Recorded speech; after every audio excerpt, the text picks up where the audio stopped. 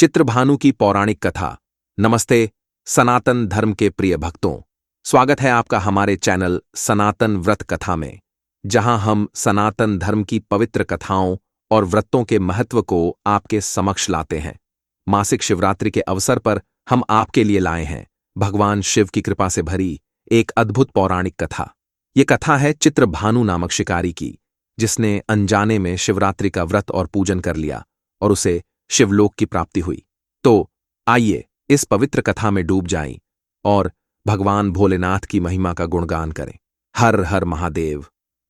प्राचीन काल में चित्रभानु नाम का एक शिकारी था, जो जंगल में जानवरों का शिकार करके अपने परिवार का पालन पोषण करता था। वह एक साहूकार का कर्जदार था, लेकिन समय पर उधार न चुका पाने के कारण साहूकार ने उसे शिवरात्रि के दिन शिवमठ में बंदी बना लिया। संयोगवश उस दिन मासिक शिवरात्रि थी। बंदी गृह में चित्रभानु ने भगवान शिव से संबंधित धार्मिक बातें सुनी और चतुर्दशी तिथि को शिवरात्रि व्रत की कथा का श्रवण किया। शाम को साहूकार ने उसे बुलाया और उधार चुकाने की बात की। चित्रभानु ने अगले दिन सारा उधार लौटाने का वचन देकर बंधन से मुक्ति पाई। वह अपने रोजमर्रा के काम के लिए जंगल की ओर निकला, लेकिन दिन भर बंदी रहने के कारण वह भूखा प्यासा था।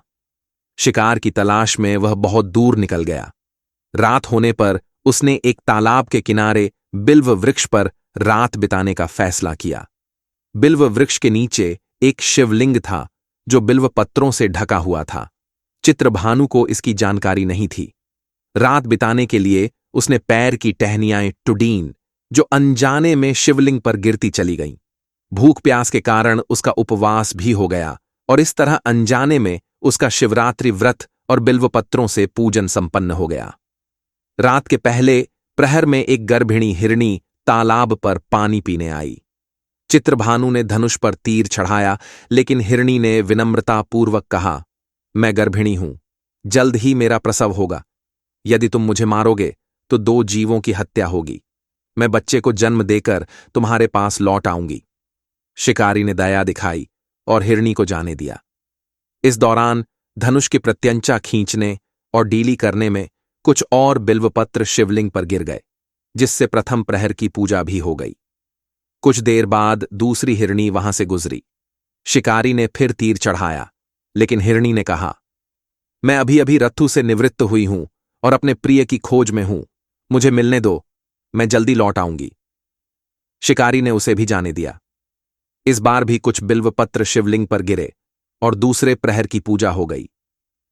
रात के तीसरे प्रहर में एक हिरणी अपने बच्चों के साथ वहां आई।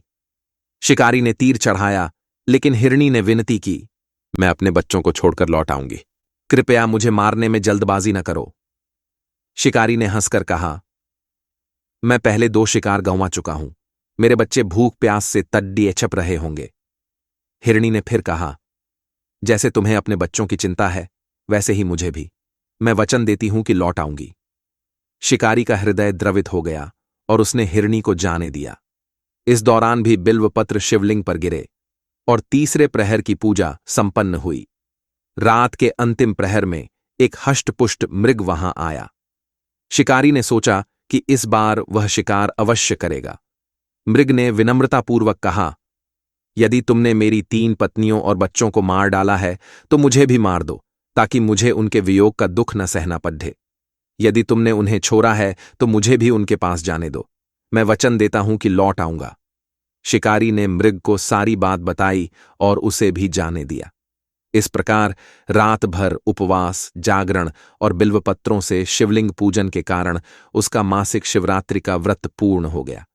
प्रभात होने पर मृग अपने परिवार के साथ शिकारी के सामने उपस्थित हुआ, लेकिन उनकी सत्यता, सात्विकता और प्रेम भाव देखकर शिकारी का हृदय बदल गया। उसने हिंसा का मार्ग त्याग दिया और मृग परिवार को जीवन दान दे दिया।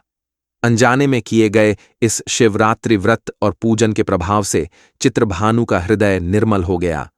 भगवान शिव की कृपा से उसे शिवलोक और मोक्ष की प्राप्ति हुई। यह कथा हमें सिखाती है कि भगवान शिव की भक्ति, चाहे अनजाने में ही क्यों न हो, जीवन को बदल सकती है।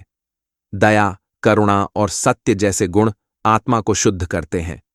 मासिक शिवरात्रि का व्रत और पूजन न केवल पापों से मुक्ति दिलाता है, बल्कि सुख, शांति और मोक्ष का मार्ग भी प्रशस्त करता है। हर हर महादेव। हम आशा करते हैं कि चित्रभानु की यह पौराणिक कथा आपके हृदय में भगवान शिव के प्रति भक्ति और श्रद्धा को और गहरा करेगी।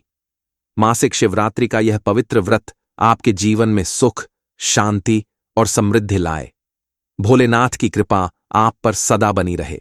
यदि आपको यह कथा पसंद आई तो कृपया लाइक करें, कमेंट में अपने विचार साझा करें और इस वीडियो को अपने दोस्तों और परिवार के साथ शेयर करें। हमारे चैनल सनातन व्रत कथा को सब्सक्राइब करें और बेल आइकन दबाएं ताकि आपको सनातन धर्म की हर कथा और व्रत की जानकारी समय पर मिले। हमें इंस्टाग्राम और फेसबुक पर भी फॉलो करें, जहां हम नियमित रूप से भक्ति और धर्म से जुड़ी सामग्री साझा करते हैं। नीचे कमेंट करें कि आप इस मासिक शिवरात्रि पर कौन सा विशेष उपाय या पूजन करने जा रहे हैं। आपके सहयोग से हम सनातन धर्म की पवित्र कथाओं को और अधिक लोगों तक पहुंचा सकते हैं। हर हर महादेव।